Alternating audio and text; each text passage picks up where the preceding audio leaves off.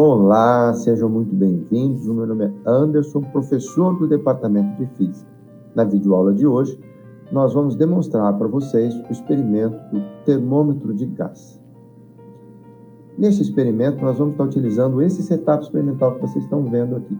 Ele é constituído de um termômetro de gás, que é um bulbo de vidro conectado a um tubo manométrico, papel milimetrado, que nós vamos estar utilizando para fazer a marcação da posição dos meniscos, lembrando que é exatamente a diferença de altitude entre a posição dos meniscos que vai nos fornecer o valor da pressão manométrica do tubo manométrico, consequentemente a pressão exercida sobre o gás.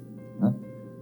Estaremos utilizando também um termômetro digital, esse aqui embaixo, preto com vermelhinho, será utilizado essencialmente para registrar o valor da temperatura ambiente. A temperatura do nitrogênio líquido que será utilizado nesse experimento não será registrada por esse termômetro. Quero chamar sua atenção para a extremidade direita do tubo manométrico. Vocês estão vendo que ela é fechadinha aqui em cima? Isso mostra para a gente que o nosso tubo manométrico não está em contato com a atmosfera. O tubo é fechado. Consequentemente, esse espaço vazio que vocês estão vendo aqui, na extremidade direita do tubo, é vácuo, é pressão nula.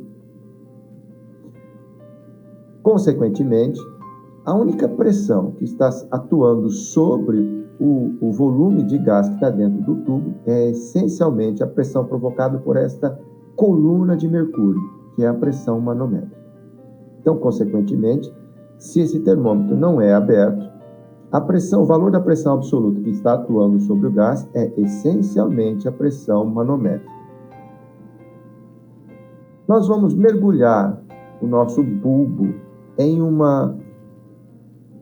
nitrogênio líquido. A temperatura do nitrogênio líquido é menos 195,79.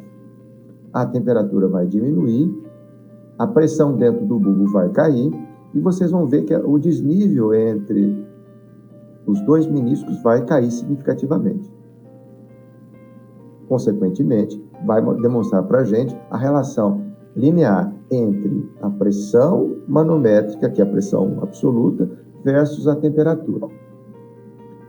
Nesse termômetro acontece uma coisa interessante, que como a extremidade direita está fechada, se eu for reduzindo drasticamente a temperatura do meu gás, vocês vão percebendo que a diferença de altitude entre os dois meniscos vai diminuindo também.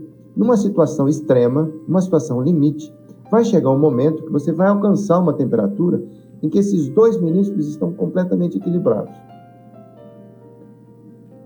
Esses meniscos estando equilibrados indica para a gente que a pressão do lado direito do menisco é exatamente igual à pressão do lado esquerdo. Mas como nós temos vácuo do lado direito, então significa que a pressão do lado esquerdo, que é a pressão onde está o gás, se igualou ao valor da pressão do vácuo. Isso só poderia acontecer se as moléculas do gás estivessem completamente paradas. Isso acontece na temperatura do zero absoluto. Tá? Então, nós vamos obter a temperatura do zero absoluto por extrapolação. Então, nós vamos medir, utilizando o termômetro de gás, a pressão do gás, a temperatura ambiente. Nós vamos medir a pressão do gás, a temperatura do nitrogênio. E nós vamos fazer o gráfico de P versus T. E vamos extrapolar esta função. Vocês vão ver que, por extrapolação, num gráfico de P versus T, a curva vai interceptar o ponto onde a pressão dentro do gás é nula. E isso acontece exatamente na temperatura do zero absoluto, que é menos 273,15 graus Celsius. Vamos lá?